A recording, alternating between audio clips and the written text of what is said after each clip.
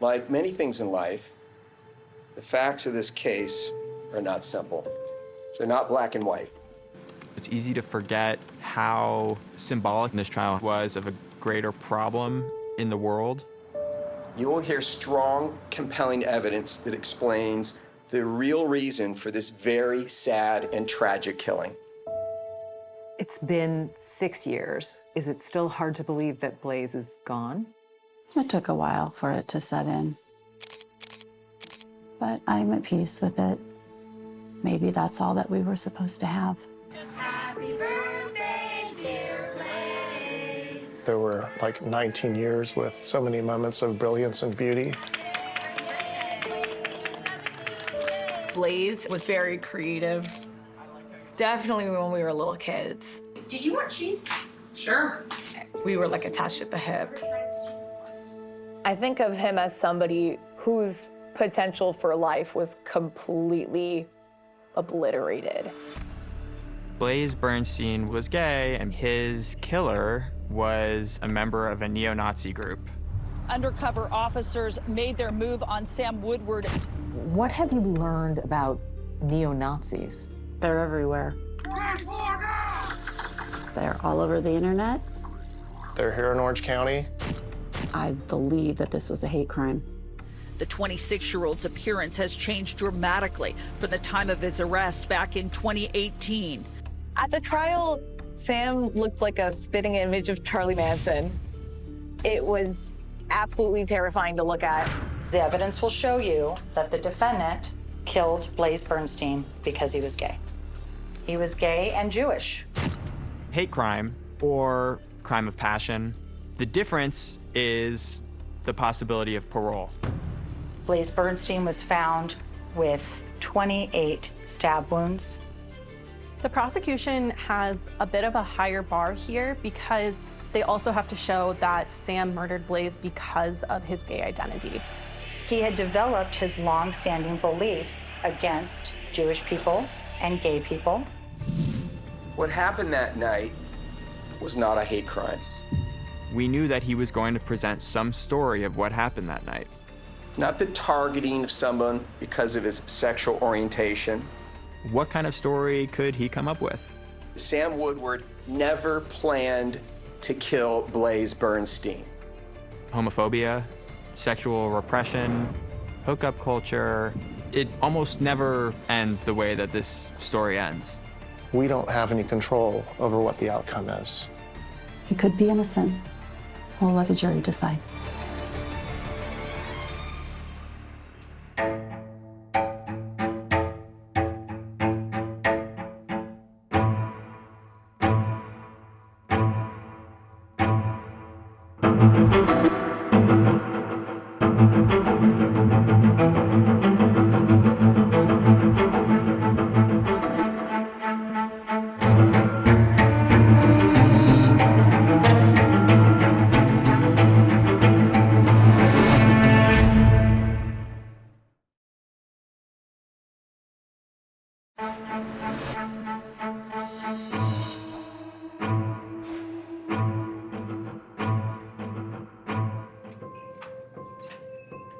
The why is the single most important issue you will need to decide. Not who is responsible for the death of a young man, but exactly why he was killed 6 years ago. For Jeannie Pepper and her husband Gideon Bernstein, those 6 years were painfully marked by COVID delays, shifting lawyers, and legal strategies. Slow justice is no justice. It's not fair to victims, and it's not fair to the deceased. Finally came April of 2024. Jeannie and Gideon were more than ready for their day in court. We're impatient. We want to get on with our lives. But not before telling the story of their firstborn child, Blaze Bernstein, how he lived, and why they believe he died. Murdered because of who he was, targeted by hate. It's not safe for you to be a lot of different minorities now. The victim in this case, and nobody disputes that he was a victim, was stabbed to death. Ken Morrison would defend Samuel Woodward, charged with first-degree premeditated murder. Morrison squared off against prosecutor Jennifer Walker. And where we start is with who was killed, Blaze Bernstein, and he was 19. He was gay and Jewish. The silent, ghostly presence in the courtroom was Blaze. That slender, curious, playful young man with a big world. Images that refuse to fade. Are there pictures or things that flash through your mind that you think of Blaze? Always, every day. It was just weeks after Blaze's death that we first met Jeannie and Gideon. Wounds raw, they shared bittersweet memories of the son they described as magical. And the first time I saw him, I looked in his eyes, there's something about this baby. He's gonna change the world someday. Boom, boom, boom. Ba ba boom, ba boom. Hey, ba ba boom, ba boom. That's gonna be the intro. What do you miss most about Blaze? Yeah, that's it. His quirky personality. Ba ba boom, ba boom. He was different. He liked to turn the ordinary into the extraordinary. I call him the unicorn. He was magnificently creative. It was late summer 2016, and Blaze, who'd already achieved so much, was headed to an Ivy League school here in Philadelphia, the University of Pennsylvania. There'd be new friends, mentors, and challenges, and Blaze seemed ready for it all. He really hit his stride. A creative writer, thinking about a career in medicine. He was finding himself. Then came winter break, sophomore year. Blaze headed home. He was really looking forward to being with us too. There were holiday celebrations and Hanukkah candles. The budding chef cooked up a gourmet meal. And then, sometime on the night of January 2nd, 2018, Blaze secretly left his parents' house. It would be the last time. That night, when did you realize that he was missing? We didn't. I didn't know that night. We didn't even know. We thought he slept in, and the next day we were... I had my aha moment when I was at the dental appointment. The next day, Blaze was due to meet his mother for that dentist appointment. But Blaze never showed up and wasn't answering his cell phone. I called Gideon. He asked me if Blaze had ever come home the night before, and I screamed out, I don't know. Rushed out of the office and came home. We both did. We flew home. And checked Blaze's room. His wallet, his retainers, his keys. Those are all still at the his house. His glasses. Yeah, all of that stuff was at the house. But your thought was? Well, it's just so highly unusual. He wanted to spend time with us. I just kept texting and calling him and leaving messages all day. Where had he been? We didn't know. They called police and tried to log on to Blaze's social media accounts. We just jumped on his computer. This was a big challenge for us. But with the help of family and friends, they logged on to Blaze's Snapchat. That's where they discovered the night he disappeared, Blaze had sent his home address to someone. Sam Woodward, a seeming stranger.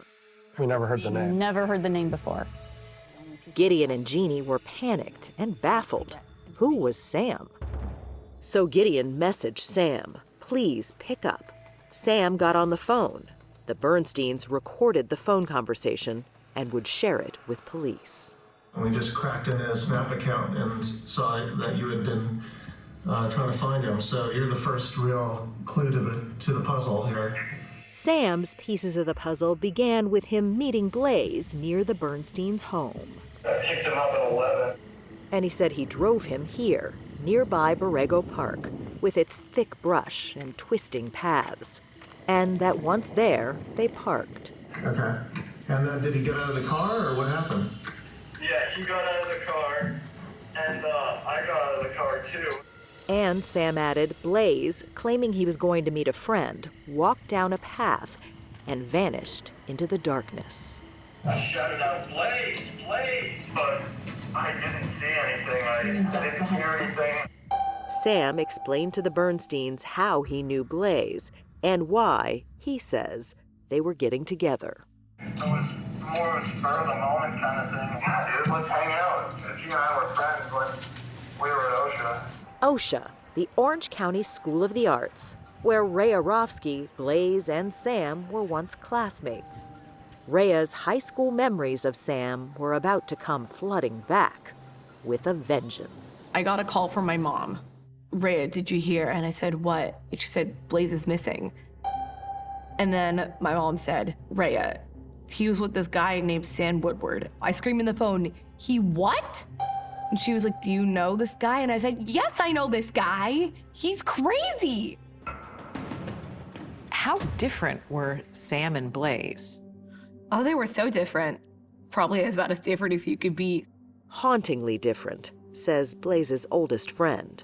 So when that word began to filter across Orange County, that Blaze hadn't come home, and that Sam Woodward might be a person of interest, it chilled Rhea to the bone. Her memories of Sam, impossible to shake. Well, hello, ladies. He was drawing guns in his notebook in class. Did you say anything? No. But you thought, this is terrifying.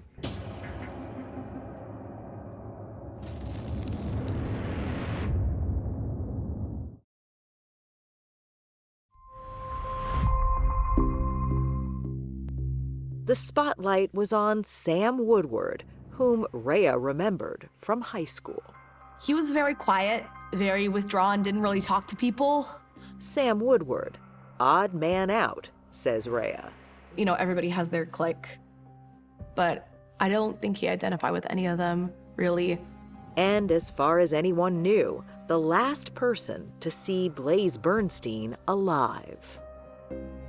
The only reason I could think of Sam meeting up with Blaze is because either, number one, he wanted to hook up with him, or two, because he was planning to murder him.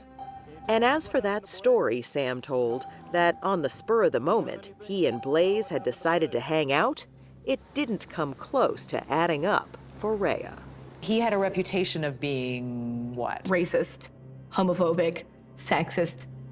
It was Rhea who was there when Blaze's sexuality was still a secret, until along a glistening California beach, he bravely confided in his oldest friend.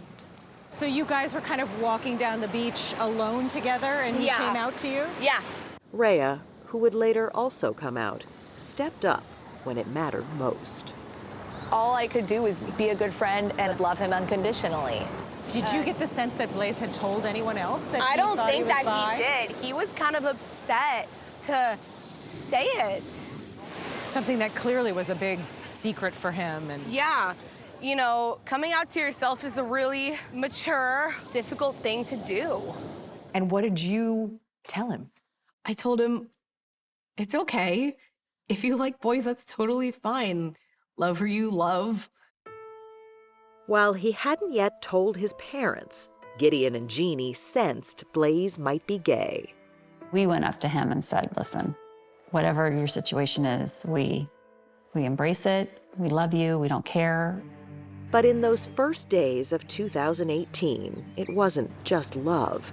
It was also an unimaginable fear that consumed Jeannie and Gideon as the search for Blaze began. Orange County cops spoke with Sam. He repeated what he'd told the Bernsteins on that phone call, that he had picked Blaze up, driven to Borrego Park, and that then Blaze had vanished. By January 5th, the search had become massive. We're out here conducting a search for Blaze Bernstein. We're here today to get your help to find our son. Please keep your eyes open for my baby. I want him home with me now. Search and rescue teams and helicopters search the wilderness area. And we printed up thousands and thousands of flyers that people in the congregation put up. Everybody's looking. Shabbat Shalom. Rabbi Arnold Rockless coordinated the search from University Synagogue, where Blaze was an active member and a role model. Please join me in honoring Blaze Bernstein. Blaze embraced his Jewish heritage and confronted its haters. Not only were 6 million Jewish people systematically murdered throughout Europe in concentration camps. At such a young age, to see someone with so much talent is a beautiful thing. A good heart, a good soul. That's what Blaze had. Everyone was somehow hoping for good news, including, it seemed, Sam Woodward. Okay, so is this the best number to reach you at? Yes, sir, it is. On that call that Gideon had recorded, Sam sounded deeply concerned. Yeah, I want to find blood as much as you do. But Blaze was nowhere to be found. Anxious hours stretched into sleepless nights. I really didn't know if we would ever find him. As the days passed, You know, it became more and more difficult. And I thought, we're never going to know. We're never going to know what happened exactly. We're never going to figure it out.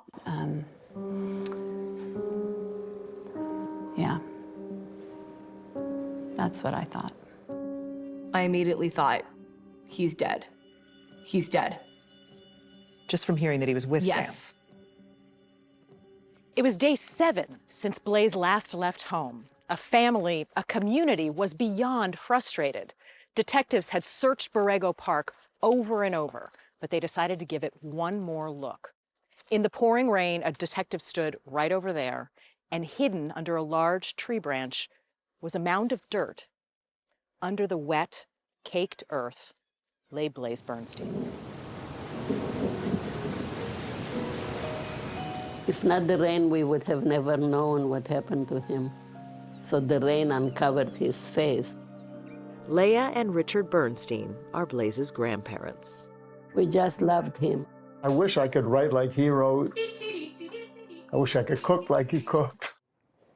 Yeah, where's Blaze? Yeah, he's in front. 48 Hours met them just a few months after Blaze was murdered. I think the world lost a beautiful soul. I always think of him before I go to sleep. Their grandchild, once brimming with life and possibility, had been horrifically slaughtered with a knife. And then the funeral happened. And it was shattering. The grief stretched across Orange County.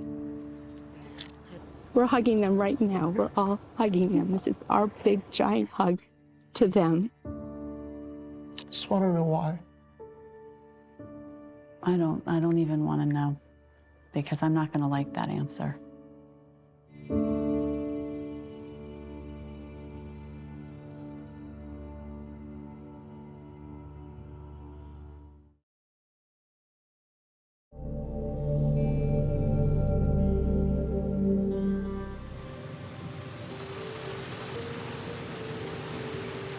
Three days after Blaze Bernstein was found, butchered and broken.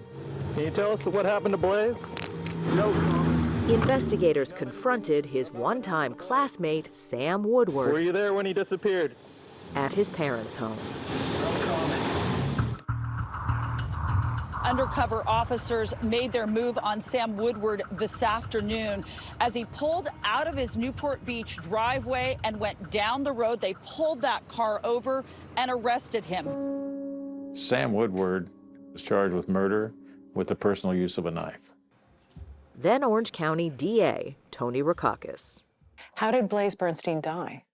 He was stabbed multiple times in the neck. What does that tell you? Well, it tells me that there was a lot of hate. For Blaze's parents, the details of his murder were too much to even imagine. I just try not to think about what that really meant. I don't think that I physically can deal with the trauma of what's happened. As police gathered evidence, the violence that happened in Borrego Park was revealed. With Blaze's body, his battered phone. Inside Sam Woodward's car, blood. The blood on the headliner belonged to both Sam Woodward and Blaze Bernstein. Blaze Bernstein's blood was in Sam Woodward's car. Yes, yes. And then they went on to search the house. Yes. What kind of forensic evidence did they gather? There was a knife. The knife had blood on it. Blaze Bernstein's blood on the knife. At his arraignment, Sam Woodward would plead not guilty. Investigators would continue to search for what happened that night in Borrego Park. They would soon come to believe that Sam had a dark and frightening secret. He was involved in this extreme neo-Nazi organization, Atomwaffen Division, which does expect its members to explicitly target members of the Jewish and LGBTQ community. Sarah Moore monitors hate crime, working for GLAAD, one of the most prominent gay rights organizations in the country. She's kept a close eye on the small but violent group, Atomwaffen. These are their propaganda videos, posted between 2017 and 18. They want to kind of blow up the world as it is. They want to create something entirely new. And the new thing is what? In their mind, it would be a white ethno-state. And there's either no Jewish or no LGBTQ or no people of color in that society. How does Atomwaffen recruit? They recruit primarily online. Just a click away, and exactly where Sam, whom Ray Arofsky remembers had trouble making friends, found some, strangers who welcomed and encouraged him. Did you consider yourself a neo-Nazi? I just consider myself a Nazi. This man does not want his identity revealed, but he says he was once a member of Atomwaffen and that he came in contact with Sam the year before Blaze was murdered. It was like a camaraderie type of feeling, common interest. And those interests were hating other groups, hating Jews, hating gays, hating blacks. Yeah. Oh, yeah. How involved was Sam Woodward in Atomwaffen? I know that he was involved. Involved enough, say investigators, to wear the Atomwaffen mask, give the Nazi salute, make a pilgrimage to Colorado to meet neo-Nazi leader James Mason, and travel to Texas to attend Atomwaffen's version of a corporate retreat. They call it hate camp. At hate camps, members will get kind of a 101 training on how to be a violent extremist. And that bitter January 2018, when news broke that Blaze had been stabbed to death, allegedly by a member of Atomwaffen. As Orange County mourned, neo-Nazis reportedly cheered. Everyone celebrated him like he killed a gay Jew. Which in their mind is sort of a jackpot. Ugh. It's disgusting. There were people congratulating this accused killer for what he has done, killing my son, congratulating him. Had you ever heard of Atomwaffen No. before this? But we should have, because we're a perfect target for that group. Because of Sam's involvement in Atomwaffen, 7 months after Blaze's murder, prosecutors upped the ante, adding a hate crime enhancement, a murder motivated by prejudice. As the story unfolded that the murder was related to homophobia and anti-Semitism, well, then the anger in the community ratcheted up. For some, it brought back the darkest of times. It must seem like all of this hate was behind you. That's something in the past. You can't forget it. You can't forget it. Never. It's a murderous echo from her past. All too real for Grandma Leah, a Holocaust survivor. Once a little girl forced by Hitler's Nazis to wear a yellow star. Yes, we did wear the stars. It's a horrible irony that what you escaped is following me. Sam Woodward was locked up in the Orange County Jail. He would begin his years-long journey through the justice system. It included a revolving door of defense lawyers who raised questions with the court about Sam's mental health and his ability to defend himself. In 2022, Sam Woodward was found competent to stand trial. Investigators say they also mined Sam Woodward's phone and social media activity. And along with the Nazi propaganda, they found something else. Sam had visited gay dating and porn sites, and he had exchanged flirtatious messages with Blaze. So they matched twice on Tinder. Lewis Keene, a reporter for The Forward, would cover the case and report on the conversations between Sam and Blaze. Blaze admits that he's gay. Blaze says, "I think you're hot." And Sam says back to Blaze, "You're not too bad looking yourself, Blaze." So they kind of had this flirty interaction. Maybe Sam was like closeted and wanted to hook up. Rhea Rofsky moved to New York City, where she lives as an openly bisexual woman. She still wonders about Sam's intention and Blaze's that tragic night in Borrego Park. The defense may argue that Blaze made a move on Sam, and Sam freaked out. Okay, and if you freak out, does that excuse you stabbing somebody? April 2024. Stuff is getting real. The jury's being picked. Finally, Sam Woodward headed to trial. Over time, the case had taken on even greater meaning.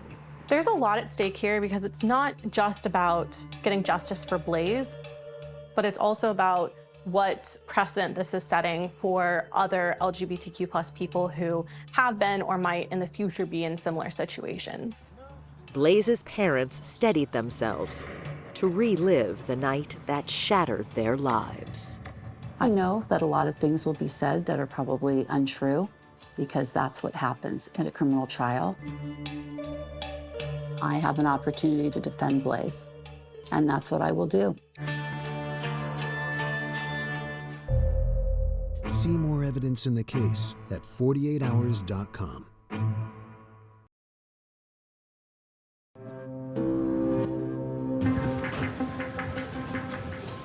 Please come to order. Superior Court is now in session. The people called Jeannie Pepper. It's the final thing that I have to do for my son, is be there and make sure that there is some form of justice. Good afternoon, Ms. Pepper. It took more than 6 years for Jeannie and Gideon to get this day in court. I just want to thank you for being here, and I'm sorry that the circumstances. But it comes with terrible memories of the day they lost their son, Blaze. You remember where you were when you got the phone call? I do remember that, yes. And why does that stand out in your mind? Because it was the beginning of hell. The couple have to come face to face with their son's killer. But the killer, Sam Woodward, doesn't seem to want to be seen. Can I ask you to move the hair out of your face a little bit? Maybe pull the hair on the right side of your head away so we can see you. Please. Thank you. Even before he took the stand, Sam Woodward was already an eerie presence in the courtroom who got everyone's attention. Sam looked like Charles Manson. So you couldn't really see his face. No. You couldn't really hear him all the time. Reporter Lewis Keene. If you're in the jury, he looks extremely menacing. Do you want to look him in the eye? Not really. I don't care. He's meaningless to me. And can I nag you one more time to move your hair out of your face a little bit for us? Blaze, we love you and we want you to come home. Back when they were frantically searching for Blaze. Please keep your eyes open for my baby. I want him home with me now. Sam Woodward told them he didn't know anything about what happened to their son. I didn't see where he went. I searched all over for him. I couldn't find him anywhere. But his looks have changed dramatically, and so has his story. Do you remember what you were thinking when you were driving the knife down again and again and again?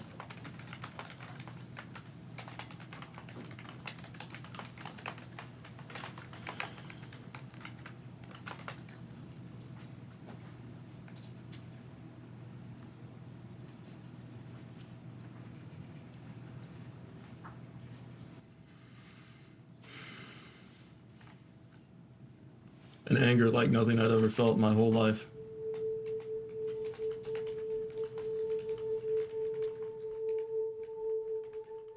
There's absolutely no question Sam Woodward killed Blaze Bernstein. The evidence will show that Samuel Woodward is guilty of homicide. The question for the jury is why this homicide was committed. Sam's defense attorney said in opening arguments that we were going to hear from Sam about something that happened that night that provoked Sam into killing Blaze. The challenge for defense attorney Ken Morrison is to prove voluntary manslaughter, that Woodward acted impulsively. There was no cold, calculated decision to kill. And the knife? According to the defense, it wasn't ever meant for murder. From the time Sam was a Boy Scout, Sam was never without one. Did you ever carry a pocket knife with you in your pants pocket? Yes, I would. Almost all the time. Did you have a knife in your pocket when you were with Blaze Bernstein? Yes, I did. The killing happened in less than an hour. Prosecutor Jennifer Walker argues this was premeditated murder and a hate crime. You'll see the cell phone evidence, the DNA evidence, the defendant's words, the defendant's hate. In the nearly 3 months at trial, Walker painstakingly put on more than 20 witnesses, including the same former Atomwaffen member who spoke with us, now a witness for the prosecution, who still wanted his identity concealed. Do you recognize that? Yes. What is it? It's a picture of Samuel Woodward. All to build the case for the added hate charge and a greater sentence. The difference is the possibility of parole. If it's no hate crime, then it's 25 years to life with the possibility of parole. If it's a first-degree premeditated murder and a hate crime, Sam faces life in prison without possibility of parole. The facts of this case are not simple. The defense uses a time-honored tactic, suggesting the victim is not as innocent as he appears. You will learn that Blaze Bernstein was not killed because of who he was, but because of what he did. Tell us what happened. In Sam Woodward's version, Sam, can you pick your head up, move your hair? Blaze was toying with him and threatening to out him. Once they were in Borrego Park, Sam says he smoked a joint. I started nodding off. Sam says he thought Blaze took a compromising picture. I saw my pants unbuckled. I could practically feel something somewhat close to my leg. And he had his phone in his hand. He tells us that he believes that Blaze is taking a photo of his privates. I just came undone. I went in a state of just terror and I asked, "What are you doing? What are you doing?" No photo was ever found, so there's no evidence that Blaze actually took one. What were you afraid of? I grew up in a home with my mother and my father, and I love them more than I can imagine. My father, though, there's no way, not a chance, people like him, just even thinking about the look on his face if he saw something like that, if he'd heard about something like that got out somehow, I couldn't fathom that. Sam grew up in an ultra-conservative Catholic household. He had parents who believed homosexuality was a sin, but Sam also seemed to have really conflicted feelings about his own sexuality. What you come away with is just immense sadness of all these external forces coming to bear on his life. He did what he did, and what he did can't be undone. Any idea how long it took to stop stabbing Blaze? No idea. No. It was one of the most awful things I've ever heard. And you know that Blaze's parents are sitting there for months of this trial, they've been hearing their son is accused of sexual assault. You can't really imagine what that's like. Jeannie Pepper walked out of the room. For the prosecution, the only predator in this story is Sam Woodward. He has a 6-inch knife out, and Blaze is the predator. Blaze is the problem here. That's what's being sold to you by the defendant. He was interested and fixated on hate. Adam Waffen Division had that outlet for him. Only 2 people know what really happened that night. Sam Woodward has had his say. Blaze Bernstein isn't alive to tell us. You should find him guilty of the first-degree murder with the hate crime. It's the only reasonable conclusion. Do you have any hesitation? Do you have any doubt? Now it's up to the jury.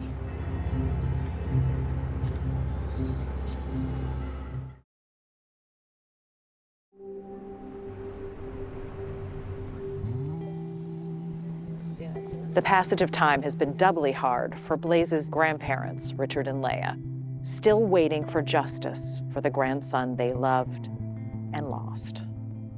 I miss him all, everything about him. He was loving and caring. He was handsome too. Blaze and his exceptional appetite for life. I tried to treat him as just a normal kid, you know, and he turned out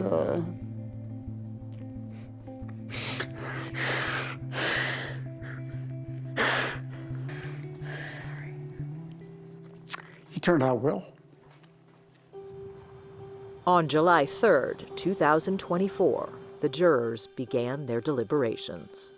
I don't want him to die. I want him to suffer every day of his life.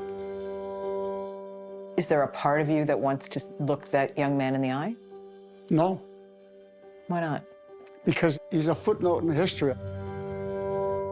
Whether footnote or headline, grandparents, parents, rabbi, oldest friend, it felt like forever. I was nervous and I felt anxiety because I was not sure what the verdict was going to be.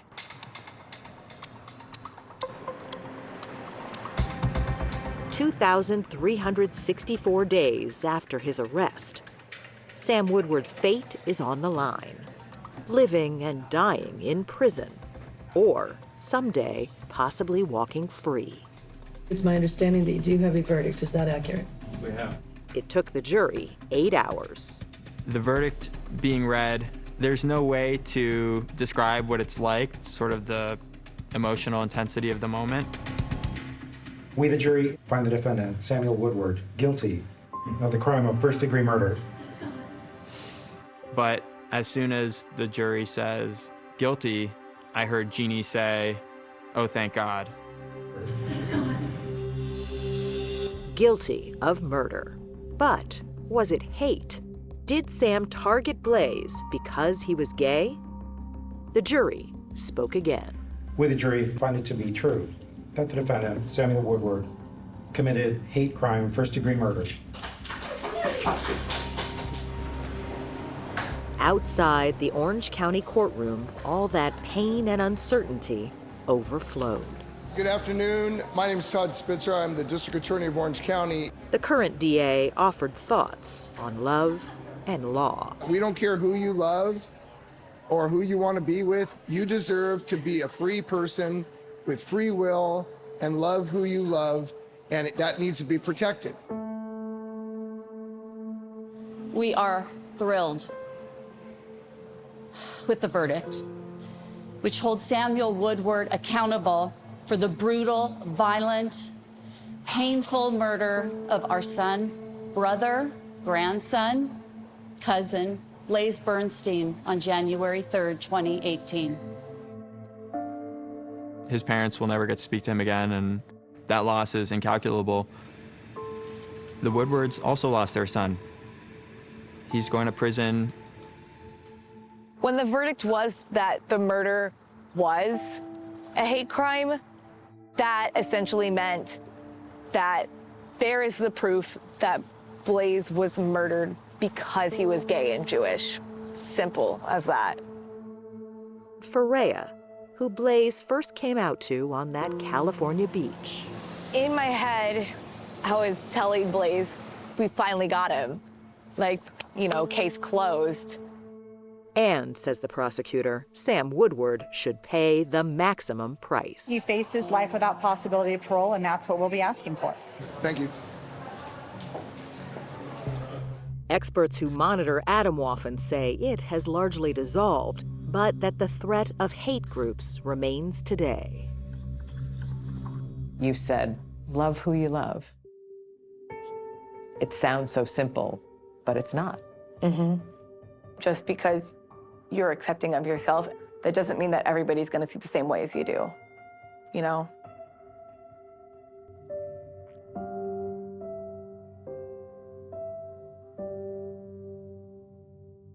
Can you picture Blaze if he was alive today?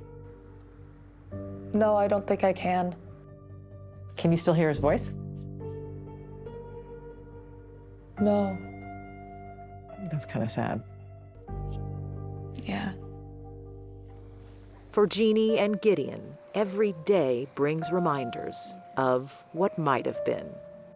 I think about Blaze all the time because when I see things, I think to myself, what would Blaze be doing now?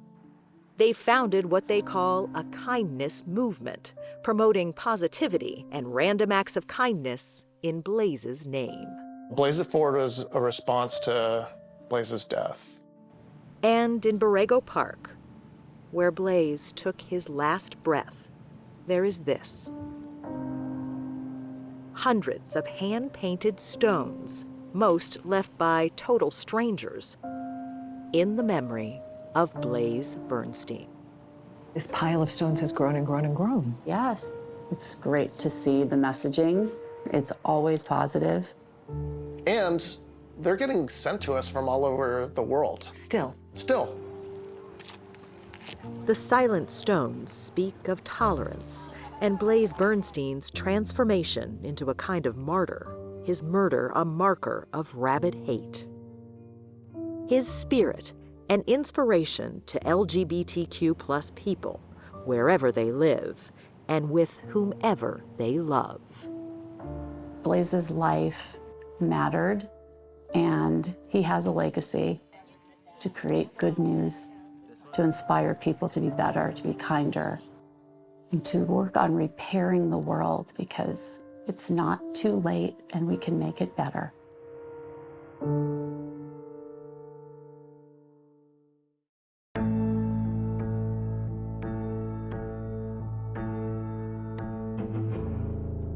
New CBS Next, a young girl's mysterious disappearance. She just vanished. And a cat and mouse game with a convicted killer. We don't have Sage's body. Do you think he will give that up? I don't know. If he does, it won't be out of the goodness of his heart. New 48 Hours, 2-episode season premiere. Next on CBS and streaming on Paramount+.